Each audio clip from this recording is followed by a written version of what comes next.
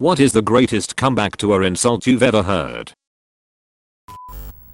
A friend in high school on our way to a track meet. He was staring at a car in the parking that was really nice. When this bag saw him. Bag, why bothering looking at that when you know you'll never be able to get one? My friend, the same reason you watch porn, the entire bus erupted, and it's still one of the funniest things I've ever heard. It's gotta be the aliens locker room scene for me. Hudson, hey Vasquez. Have you ever been mistaken for a man? Vasquez, no. Have you? Edit, brain derped with the film title. A dude in my class called out a semi-friend of mine that people are talking behind his back. In fact, that wasn't the case, as far as I know. And that guy said, well, you know what they say about you? Nothing. Nobody fucking cares. Context, John Oliver from HBO interviews Stephen Hawking, may he rest in peace, Joe, and there may be a universe where I'm more intelligent than you. There may even be a universe where you are funny. I asked my mother why she always wears makeup despite being in her 40s. She told me she wears makeup so she doesn't look like me. Edit, I was 9. Savage. Ruthless. Many years ago, when we were about 18, a friend of mine was arguing with another person we knew. This person was trying to be a badass and intimidate my buddy. He says me feet are registered. Without missing a beat, my friend replies swear, health and sanitation. 40 years later I still crack up at this when it comes to mind. Joe Pine interviewing Frank Zappa. Joe, I guess your long hair makes you a woman. FZ, I guess your wooden leg makes you a table. Apostrophe. How does a dude named Pine have a wooden leg? What if it's mahogany or oak?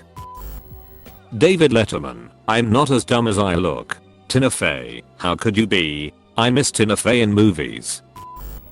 I used to work with this like 70-year-old woman. She was a supervisor. And one day one of the ladies who worked with us told this old lady to kiss my ass, and the old lady replied, where do I start? You're so fat your crack goes all the way up your back.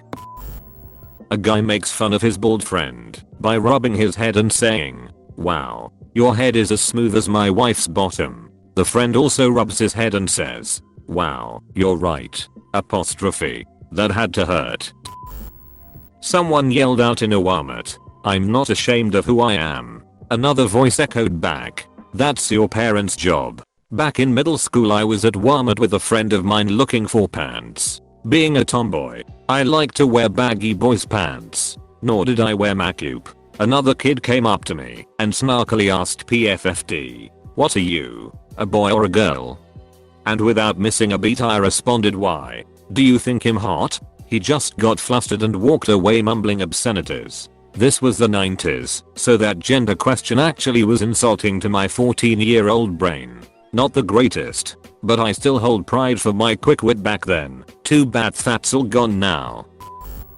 During WW1, Switzerland had a tiny standing army, but they were very skilled marksmen. Wilhelm II of Germany asked what 250k Swiss troops would do if he decided to invade with 500k German troops. The Swiss said, shoot twice and go home. Apostrophe. Switzerland is actually neutral now, in part because they were such good fighters. Many European countries hired Swiss mercenaries to fight for them. At least, that's what I heard in a YouTube video. We should learn from our mistakes. My friend, so that's why you have a younger sister? Definitely a great comeback, but not to an insult, more to an annoyance. I was a camp counselor for a few years at a summer camp. One day my group took a hike to a large rock where we had lunch. My campers were between 8 and 10 years old. This one kid we'll call Jeff keeps poking another kid we'll call Matt in my group to look at this hole in the rock. It's so cool. It's like 6 inches deep and the other kid is clearly getting annoyed just trying to eat his lunch. He keeps shoving sticks into the hole and trying to get everybody to look at it. Finally Matt just puts down his sandwich, looks at Jeff, and goes, I'll be 6 inches deep in your mom later if you don't shut up. I was trying so hard to be stern with this kid for saying something so inappropriate, but I kept cracking up. It was just such a disproportionately ridiculous thing to say coming from a 9-year-old. 18th century British radical politician John Wilkes was told in Parliament by a political opponent, "Sir, I do not know whether you will die on the gallows or of the pox." Wilkes shot back with, "That depends, my lord, on whether I embrace your lordship's principles or your mistress." Apostrophe. Imagine hitting someone with such a burn that people are discussing it 250 years later. My grandma got into a fight at the grocery store with a guy who told my 9-year-old brother to move the F out of the way. They were going at it, and his final words were, "Suck my DCK, bitch." She said across the store, "If I could find it. Bitch. Edit, not Wamit. Even better Aldi. Grammar don't play." "If you weren't so stupid, what would you be?" asks the husband. The wife replies, without even skipping a beat, "Single." Not heard, but read. Easily the Spartans reply to Philip II of Macedon, as Philip II of Macedon was conquering Greek city-states left and right. Sparta was left alone. Philip had achieved a crushing victory, and Sparta was relatively weak and without walls. Philip sent a message to the Spartans saying, "If I invade Laconia you will be destroyed, never to rise again." The Spartans replied with one word, "If." I've been called worse things by better people. For context, this was famously said by former Canadian Prime Minister Pierre Trudeau when he found out Richard Nixon called him an asshole. Quiet guy in my art class got called Q-bait.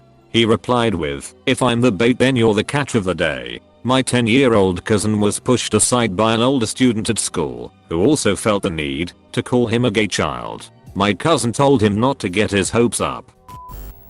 On a construction site one afternoon, different trades were working in the same area.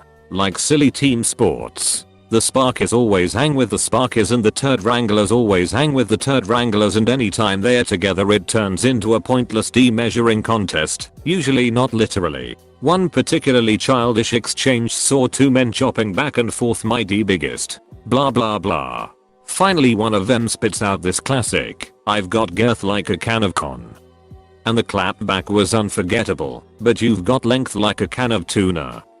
Everyone busted up.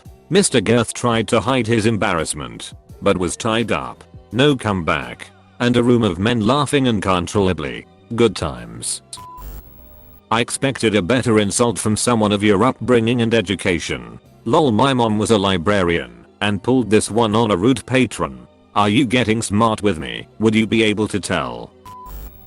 What are you looking at? I'm still trying to find out. I was the one insulted, but not the one with the comeback.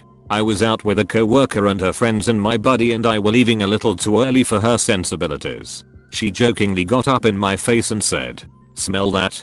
Smells like PSSY." A guy playing at the pool table next to us stepped forward and said, "I'm sorry, that must be me. I just ate. It was amazing. Smooth. Got him." Chelsea handler told Russell Brand, "The way you are looking at me makes me want to cover my vagina." He replied, "Ma'am, if I had a rubber glove, I'd do it for you." Crowd burst into laughter and she even acknowledged that was good. English class in middle school. Kid A, "Yo. Kid B, your mama waited on me at McDonald's last night. Must feel like it's having a mom that works at McDonald's." Kid B, "At least my mom gets out of bed to go to work." English teacher far louder than he realized. Damn. The rest of us were laughing so hard. The teacher next door popped her head in to see what was going on. Glenn McGrath, Aussie cricketer, got frustrated with Ed O'Brands as his every attempt to stump Brands failed. This is what happened next. McGrath, "Why are you so fat?" Brands, "Because every time I F your wife, she gives me a biscuit." I was 14 or 15 and had a quiet nerdy friend with really bad acne. My older brother had these 3 friends, all brothers 2, 3, and 4 years older than me and my friend.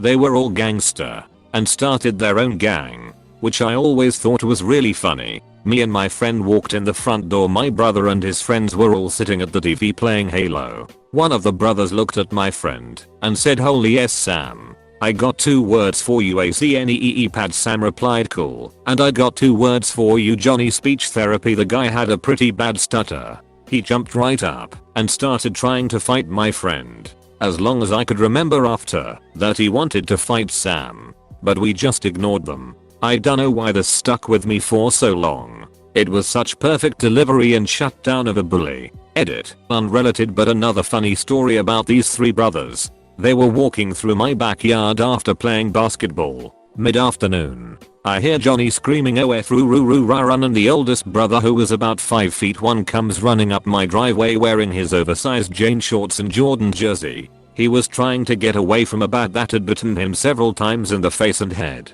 He wound up getting 16 or some high number of shots in his stomach because the bat probably had rabies. Odd bunch of guys who tried way too hard to live the G life, but weren't any good at it.